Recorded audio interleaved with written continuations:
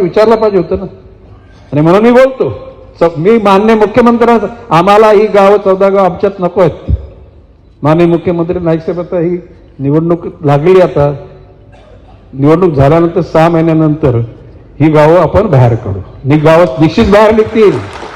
आणि ती बाहेर काढण्यासाठी गणेश नाईक आपल्या आयुष्याचे पुण्य काम तिथे कामाला लावेल. कारण त्या गावांचे जसे बाबा ती लोक आमचीच आहेत, परंतु त्या कुणाच्या तरी लढीतून निर्माण झालेल्या गोष्टीचा बोज आमच्या नोव्हेंबर जनतेवर का आम्ही टाकू? तिथला विकास करायचा तर 6,000 कोटीची आता दरवर्षीला आणखी वाढत जाईल. ती कुर्ल्याची अख्खी भंगारची सगळी कंपनी तिथे गेलेली आहे. संपूर्ण कुर्ला तिथे गेलेला आहे. तिथलं पाणी शुद्ध होतं, परंतु त्या सगळे केमिकल या सगळ्या गोष्टी केल्या, तिथल्या जमिनीतलं पाणी खराब झालेलं आहे.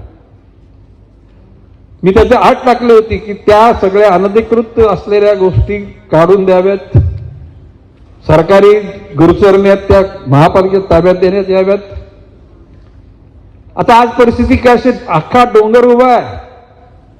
जर का उजवीकडून मी डावीकडून यायचं असेल, ठाणे महापालिकेतले वॉर्ड क्रॉस करून यायला लागतात.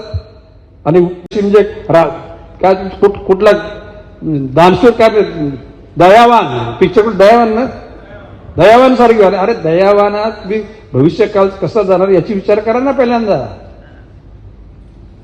आडवे तेवढे अशा प्रकारची उड्या मारून त्याच्यातून मार्ग निघत नाही. आणि मी तुम्हाला आज लिहून घ्या, जर का जो FSI जो UDने जर सँक्शन केलाय ना, तो पूर्ण वापरला गेला ना, तर या शहराची वाट लागून जाणार आहे. आज तरी नवी मुंबईमध्ये पाणी काही ठिकाणी पण साचतं नवी मुंबईत, कारण तशा प्रकारची रचना पण नाल्यांची केलेली आहे. नवी मुंबईची रस्त्याची अशी रचना केलेली आहे. परंतु भविष्यकाळाची आणि ह्या नालायक लोकांच्या आता जर ही महापालिका सत्ता गेली ना, तर समजा वाटवलं झालं समजा या शहरात. मी विश्वासाने बोलतो, माझा मनात कोणाविषयी द्वेष नाही. आणि गणेश नाईक सुखी आहे. जे अधिकारी मनी लॉन्ड्रिंग मध्ये काम करतात ना, अशा अधिकारी माझे मित्र आहेत. जो पैसा माझी झोप उडवेल तो पैसा मला नकोय.